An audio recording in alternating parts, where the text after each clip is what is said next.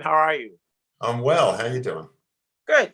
And I'm looking at your IMDb background. Like, how does this guy get a job? He's directing a film that everybody wants to see that's based on a video game. Then I look at a little bit of your background. So the question is, okay, there've been other Mortal films. What did you want to do different here that's going to take it over the top? Well, I think it was the last section of what you just said was sort of how to take it over the top, how to elevate it, and how to make a big cinematic experience of something that's had many different iterations done. Great games, obviously, amazing history there of what they've done through the games. And I wanted to make a version of Mortal Kombat and take it into a space it's never been, which is that sort of giant cinematic version. So really the commercials I've done, as you say, not everything gets explained on IMDb. So, there's a lot of work that goes on, and a lot of the commercials with the video games that I've done, I've always wanted them to feel very big and very epic as well. So that's always my goal. And then when coming onto this, that was the approach, respect and elevate to this sort of new cinematic version. That's really it.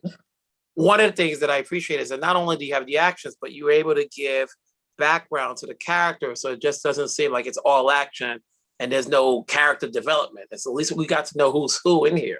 Was that a goal? As far as you know what you're going to do with the action scene, but you got to also make it entertaining so we know who these characters are.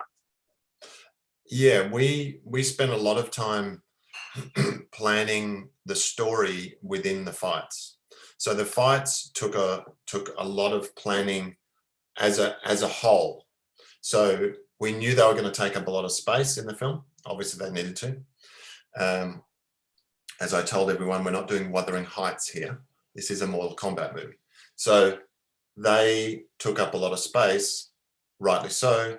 So then what we did is we planned and we built a fight graph throughout. So from the beginning, we knew where our fights were going to land roughly within the film, and we knew what job they needed to do. So we had this sort of framework of what each fight needed to do for character, for story, just for sheer entertainment purposes.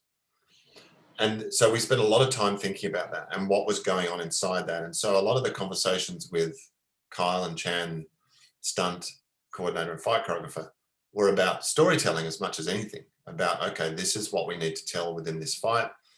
Then that allowed them, they knew the rails then they were on. And then that allowed them to really sort of go to town on ideas and just all those brilliant things that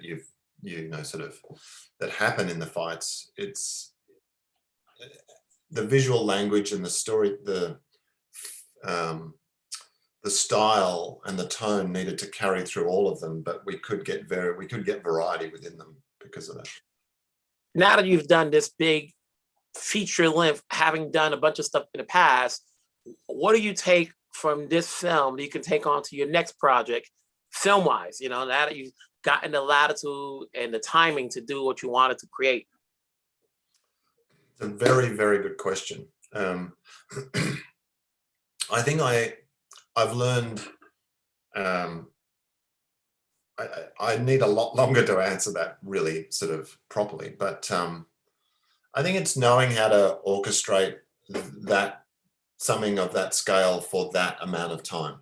And I think we all managed pretty well through that. So I sort of learned a great deal from that and understanding the whole process now, having a sense of the context of that. I'll be able to carry through to the next project and hopefully apply some of the things that I've learned in that process.